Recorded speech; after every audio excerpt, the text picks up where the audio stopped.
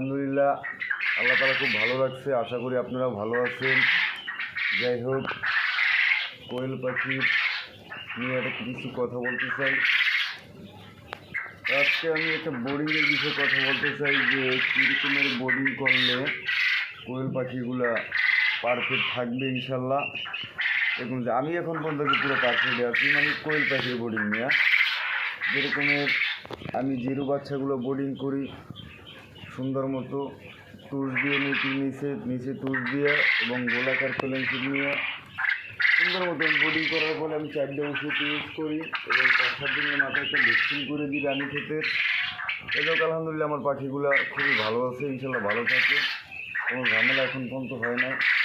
আর এবং আমিও নতুন খামারি, যাই হোক যারা নতুন খামার করতে চান ইনশাল্লাহ এতে কোনো লস নাই। আর আশা করি কিন্তু নতুন খামারি যারা এরা সবসময় মানে 25 দিন 30 দিন পাখিই নেয়, কিন্তু আসলে এদের খরচ একটু বেশি হয়। যেরকম জিরো পাখি নিলে এটা খরচ একদম অনেক অর্ধেক কম। যাই হোক, যদি কেউ জিরো পাখি নিয়ে আপনারা মানে খামার করতে চান, এরা যারা পুরান খামারি আছে যেখান থেকেই নেন বাচ্চা, যারা পুরান খামারি আছে হাতের সাথে যোগাযোগ করবেন, কীরকমের বোর্ডিং করবেন ভালো মতো বুঝে এরপরে বোর্ডিং করবেন এবং জিরো পাখির খরচ অনেক কম। আর যারা পুরান খামারি কাছে জানিয়ে নেবেন, এরপরে আপনি খামার শুরু করবেন। আশা করি সবার থেকে জানিয়ে নিলে আপনি ঠিকমতো বোর্ডিং করতে পারলে আশা করি ইনশাল্লাহ লসের কোনো সমস্যা নাই।